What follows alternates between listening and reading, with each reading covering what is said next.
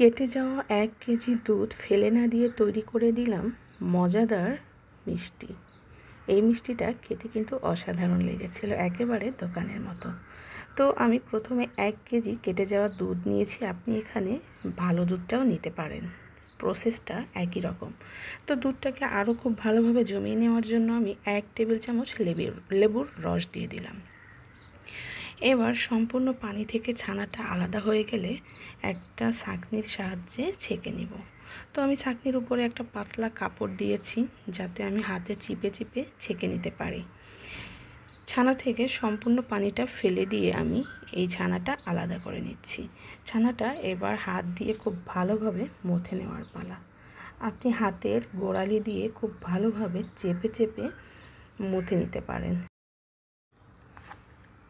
এদিকে প্যানে half cup দুধ, 2 টেবিল চামচ চিনি, 4 টেবিল চামচ গুঁড়ো দুধ দিয়ে খুব ভালোভাবে নেড়েচেড়ে মিশিয়ে নিব। এই পর্যায়ে সাথে সাথে নেড়েচেড়ে নেবেন, তা না হলে দুধটা দলা পেকে যাবে। এটা ঘন হওয়া পর্যন্ত রান্না করে নিব। যখন একটা ক্রিমি ভাব চলে আসবে, সেই মুহূর্তে আমার আগে থেকে রেডি করা ছানাটা দিয়ে দিব। ছানাটা দিয়েও খুব ভালোভাবে নেড়েচেড়ে দিব। এ পর্যায়ে চুলার জালটা একেবারে লো করে দিব। ছানাটা দেওয়ার পরে স্প্যাচুলা দিয়ে এভাবে চেপে চেপে ছানাটা গলিয়ে নিব। ঘন ঘন নেড়েচেড়ে ছানার সাথে দুধের মিশ্রণটা খুব ভালোভাবে মিশিয়ে নেব।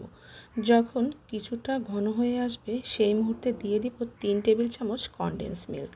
আপনি এখানে কনডেন্স মিল্ক নাও দিতে পারেন, সেক্ষেত্রে চিনির পরিমাণটা বাড়িয়ে দেবেন। দিয়ে দিলাম সামান্য গরম মশলা। নেড়েচেড়ে দিয়ে দিব 2 টেবিল চামচ কর্নফ্লাওয়ারের মধ্যে 1 টেবিল চামচ পানি গুলিয়ে সেই মিশ্রণটা ঢেলে দিয়ে সাথে সাথে নাড়াচাড়া দিব। খুব ভালোভাবে নেড়েচেড়ে নিয়ে দিয়ে দিব 1 টেবিল চামচ ঘি। ঘিটা দিয়ে ঘন ঘন নাড়তে থাকবো। মিষ্টি বানানোর সময় চুলার জাল কমিয়ে ঘন ঘন নাড়তে হয়, তা না হলে মিষ্টিটা যদি নিচ থেকে লেগে যায় তাহলে খেতে একদমই ভালো লাগবে না। তো আমার এই মিষ্টিটা বানাতে 6 থেকে 7 মিনিট লেগেছে। এই 6-7 মিনিট আমি অনবরত নেড়েছি।